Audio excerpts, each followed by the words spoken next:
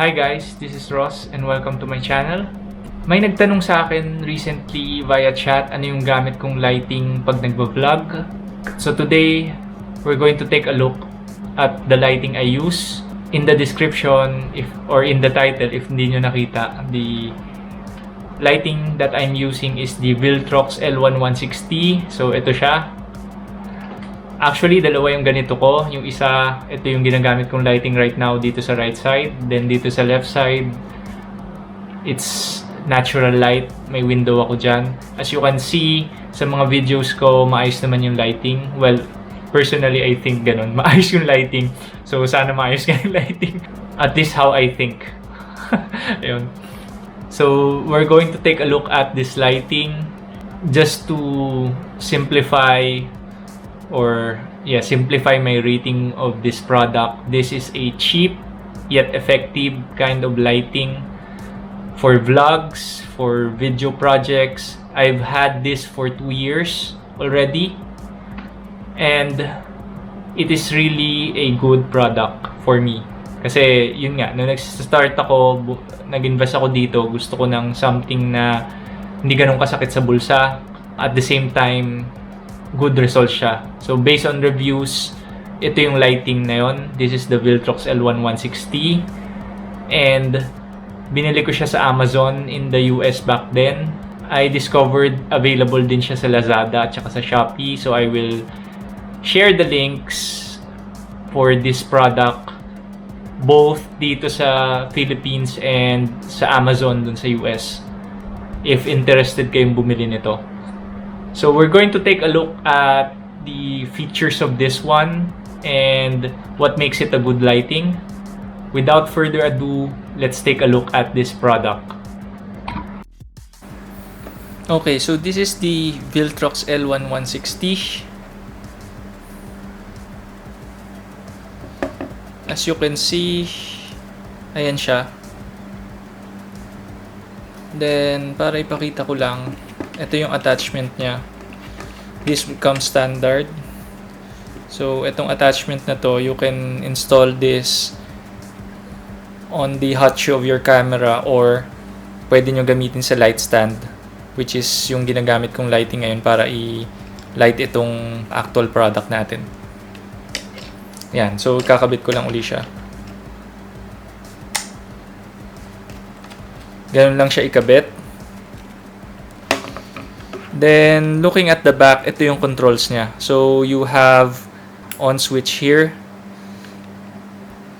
Then, you do your adjustments using the panel here at the right side.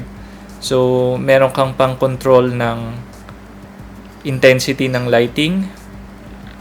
The lowest you can go is at 20% lighting. Then, going all the way up to 100. Which is yung full blast niya. Then at the same time, andito rin yung temperature ng lighting nyo. Kung gaano ka warm yung lighting na gusto nyo. So, para i-adjust yun, babaan ko lang muna to. You just have to press this button. So, pindutin nyo lang yung same button. Then, iilaw siya. Ayan, pwede na i-adjust yung temperature nung lighting. So, ang pinaka lowest na temperature is 3,300 Kelvin. Then, kung gusto nyong taasan, 5,600. From warm to cool, ayan yung adjustment na pwede nyong gawin. Very useful siya kasi you can adjust the temperature of your lighting. Kung gaano ka warm, gaano ka cool. Yan. Anyway, pakita ko lang kung ano yung itsura ng lighting. Kakabit ko lang muna sa light stand or gagamitin ko na lang muna yung nakakabit na sa light stand natin.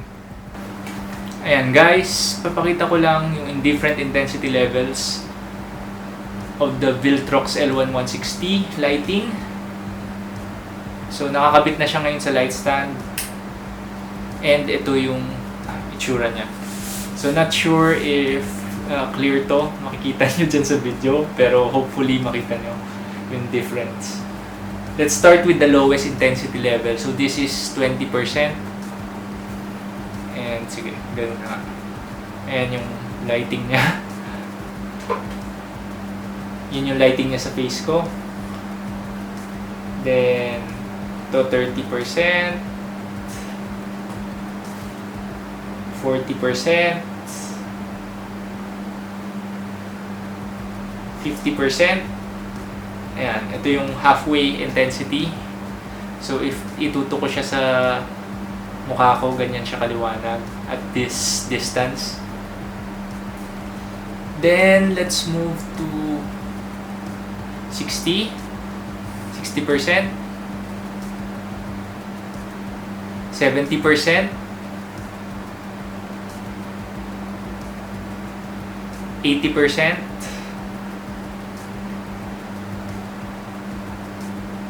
90%, and finally, full intensity. Ito yan, maximum. Yan, ganyang kaliwanag. Babaan ko na muna sa 50% or lower. Yan. Sige, let's say 40%. Then, papakita ko lang yung different temperature settings. Let's start with the lowest or the warmest temperature, which is 3,300 Kelvin. As you can see, ganyan siya ka-warm. Medyo yellowish yung kulay niya. Then, ayan, I'm just adjusting this upwards. So, nakikita nyo from warm, unti-unti siyang nagiging cool. So, ito yung highest, which is 5,600 Kelvin. Ito yung coolest na setting niya. Ayan. Medyo bluish na yung nilalabas niya na color. So, if papakita ko yan dito sa... Ayan, ganyan yung itsura ng lighting sa mukha ko. Then, yung coolest setting, let's say, try natin. Ayan. So, that is the intensity levels and the temperature settings of the L116T. Just to quickly show, let me just switch this off. The battery, how to install it. So, you have this battery, you just slide this off and nare-release na siya. You also have this charger, it comes with it. You just install this here and there's a lighting indicator.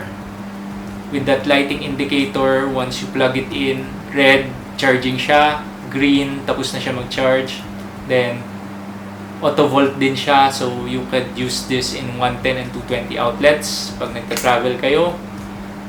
Matagal naman yung life nitong battery. Mga 2 hours siguro yung tagal na naka-on siya at a full charge. Ngayon, if you want something longer and ayaw nyong papalit-palit kayo ng battery, which I suggest if magta-travel kayo, maganda rin bumili siguro ng extra batteries. If you're going to do shoots na matagal and ayaw nyong wired, so you can invest in batteries like this. I think this is pretty standard. You have... So, this is a Sony lithium-ion battery, F550. Anyway, I'll just link it in the description and find where you can buy this kind of battery. Then, if you want this wired, so let's say gusto nyo naka-on lang siya ng matagal, nang hindi kayo nagpapatay. Kasi, let's say, ayaw nyo i-adjust yung position niya or yung setting niya. So, ayaw nyo patayin, naka-on lang. Unfortunately, hindi kasama yung corded adapter niya. So, you have to invest in an AC-DC adapter. 12 volts, ito yung pin niya. I think this is pretty standard. So, may nabibili naman na ganito. Try ko na lang din i-link sa description kung anong klaseng adapter yung pwede nyong gamitin dito sa L116T. I think that's it. Let's go back and wrap this up.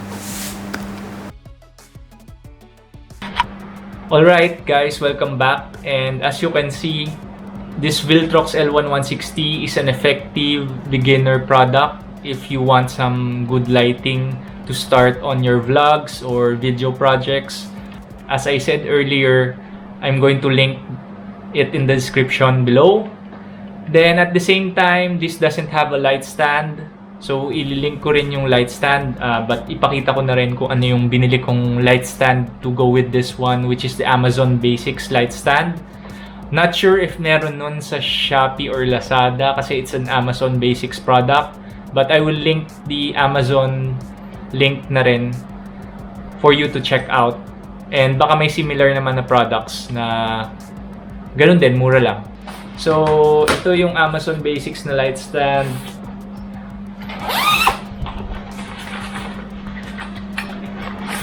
Ayan.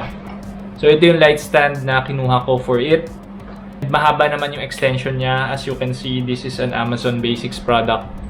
So, yun. If gagamitin nyo yung L116T na lighting, I suggest bumili na rin kayo ng light stand. Pwede rin naman tripod. Although, if isa lang yung tripod nyo na ginagamit, which is kung nagba-vlog kayo, yun yung doon nakapatong yung camera nyo. So, wala kayong pagpapatungan nitong lighting. So, I suggest bumili na rin kayo ng light stand to go with this one. If gusto nyo naman gamitin sa hot shoe, you have an hot shoe attachment tulad ng sabi ko. So, pwede nyo rin ikabit sa taas ng camera. Pakita ko lang how it looks. Ayan, so ito yung A7 III ko. Then, susuot nyo lang siya dyan. Pwede na siya sa camera nyo. Ayan. So, kung nag-video kayo, gusto nyo ng main lighting na ganito, pwede. Sa hot shoe nyo lang siya ikakabit. Anyway, I hope this video is helpful.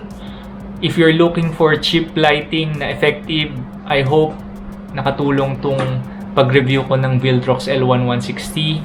And if nagde-decide kayo if this is a good product, why not check it out for yourselves?